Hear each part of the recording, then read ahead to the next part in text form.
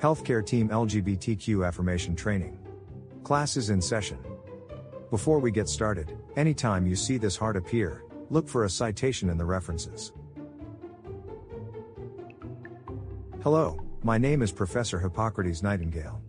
Welcome to Affirmation Training 101. Let's get started. Follow me, class is about to begin. Lesson 1. Who are LGBTQ people? They are all ages, races, and ethnicities. However, every LGBTQ person is unique. What they all have in common is the experience of being sexual and gender minorities. They represent 4.5 to 17% of the US population, with younger people more likely to openly identify as LGBTQ than older generations. The lesbian, gay, bisexual, transgender, and queer community is very diverse, and it is important to keep in mind that the term LGBTQ does not fully encompass all aspects of sexual orientation and gender identity. There are many tools which attempt to explain the nuances of gender and sexual orientation. One of these tools is the gender unicorn. It is a visual representation of how each of us have various ways in which we express our gender and sexuality. How one understands and defines these factors over their lifetime may continually grow. On the diagram, the terms other, or other genders, are used to indicate the many genders which people might identify as, express themselves as, or be attracted to outside the binary options. Also, notice how there are 3 arrows under the main headings. This allows you to adjust your response in a very diverse way. Think of it like rating each item on a scale from 0 to 10. It is like someone asked you if you like tacos, pizza, or hamburgers, but you were able to score how much you liked each one on a sliding scale. The top row is gender identity. It is how you internally experience and define your gender based on how much you align, or don't align, with what you understand the options to be.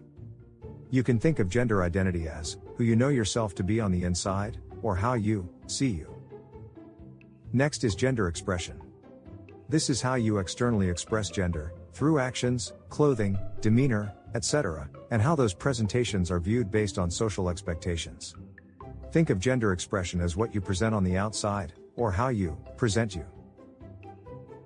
The third row is sex assigned at birth, which is the anatomical sex assigned to an infant. This is what was decided when you came out kicking and screaming, and someone took a look between your legs. If we look at sex in a bit broader definition, it refers to organs, hormones, chromosomes, and other pieces of anatomy. Being intersex can be any combination of what I just described, and occurs in 1 in every 100 births. When your interpretation of gender matches the gender roles that society expects of you based on your sex assigned at birth, then you are considered cisgender. And when those do not match up, you are considered transgender, non-binary, or genderqueer. Let's go over a couple of important terms.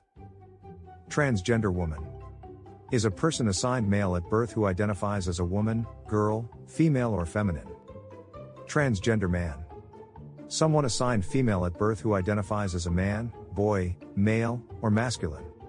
Before we move on to the next portion of the gender unicorn, it is important to understand that gender identity, sexual orientation, and gender expression are independent of one another.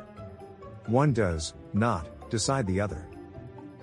The next 2 rows of the gender unicorn are sexual orientation, which refers to who we are physically and or emotionally attracted to. Physical attraction includes who you are sexually attracted to, while emotional attraction includes who you are romantically attracted to. We often think of sexual orientation as being pretty simple, such as straight, lesbian, gay, bisexual. However, it is not necessarily so cut and dry. For example, asexual people often desire to have emotional connections, but may not have any sexual desire.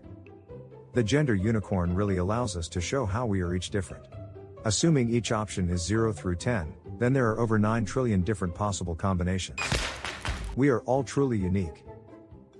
Remember, the gender unicorn is descriptive, not prescriptive. It is not a diagnostic tool. You cannot diagnose someone as queer by using this unicorn. Some key points are: terms differ among cultures, terms change often, stay current. If you don't know a term, don't be afraid to ask, and mirror terms patients use themselves. An example of terms changing over time and mirroring the terms your patients use is the word queer. Older patients may find this word offensive, while the younger generation has reclaimed it. Queer is an umbrella term, used when one's sexual or gender identity does not correspond to the ideas established by the heteronormative world. Gender affirmation refers to the range of actions that individuals undergo to live and thrive as their authentic selves. It looks different for everyone, and may be social, legal, or medical. Social affirmation might not be something that happens across every aspect of a person's life. They may have to be one version of themselves with close friends, and another at family gatherings, or in work settings. Examples include telling people the pronouns you use or making your hair, mannerisms, and clothes match how you define your gender. Legal affirmation is pretty straightforward. It includes things like changing your name, getting a new gender marker on your driver's license, and other examples that likely require a trip to the courthouse. Medical affirmation is a bit less straightforward, and not everyone that does not identify as cisgender takes this route. Taking hormones and surgery fall under this category. Before we go any further, let's do a quick review of what we learned in the previous video about how minority stress leads to increased health disparities. Remember, LGBTQ people live in a heteronormative world, and this world holds harmful ideas, does harmful actions, and creates harmful regulations toward the LGBTQ community. This causes minority stress, which leads to increased health disparities such as increased rates of drug and alcohol abuse, increased rates of tobacco use, increased rates of obesity, increased rates of cardiovascular disease, and decreased rates of preventative services and screenings. Lesson 2 is promoting health equity. What can we as healthcare professionals do to address health disparities? If I am reluctant to seek healthcare, but see an affirming sign, it would let me know I'm welcome there, and can be my true self. So, step 1 of promoting health equity is to create a welcoming and affirming atmosphere for all of our patients. This can be done by hanging supportive posters and having affirming literature. Step 2 is patient interaction, or to be more precise, it is interacting with patients in ways that do not make assumptions about sexual orientation or gender. Making assumptions fractures patient-provider trust, and may contribute to minority stress. A vital way to improve patient interaction is by using the correct name and pronouns of your patient. To do otherwise is referred to as dead naming. You may mess up.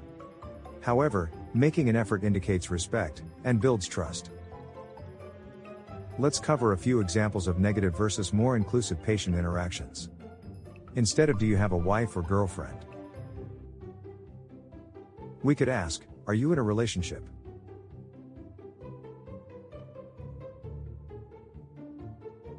Here's another example. Instead of, "Hello Mr. Smith, what can I do for you today?" we could say, "Hello, my name is Dr. Stevens, what is your name?" By speaking in ways that do not convey assumptions or judgments, we can help create an affirming environment. If you make a mistake while addressing someone, apologize but don't overdo it. The third step in promoting health equity is using inclusive forms. Healthcare teams use experience and wisdom to make clinical decisions, but rely on the accuracy of electronic health records to inform those decisions. In order for electronic health records to reflect accurate information, both SOGI and anatomical inventories must be reported. SOGI stands for sexual orientation and gender identity. We covered this in length previously. An anatomical inventory is a checklist of organs and surgeries that allows healthcare teams to provide patient-centered care tailored to each patient. For example, it may ask about the history of mastectomy or hysterectomy, or the presence or absence of testicles or a prostate. Collection of anatomical inventories is important for all patients, no matter their gender. An example of not collecting SOGI and anatomical indexing properly, which would lead to a negative interaction, would be a provider entering an exam room and stating, "Hello, Mr. Smith. I'm a bit confused because my chart says you are here for a cervical cancer screening." To prevent this from occurring, the electronic health record should have alerted the provider that the patient had socially transitioned and retains a cervix. The next step of improving health equity is knowing where to refer patients with needs beyond your clinic. Here are a few national organizations. The LGBT National Hotline provides a safe environment for people of all ages to discuss issues they don't feel comfortable talking about anywhere else. The Trans Lifeline provides trans peer support to their community. They're run by, and for trans people.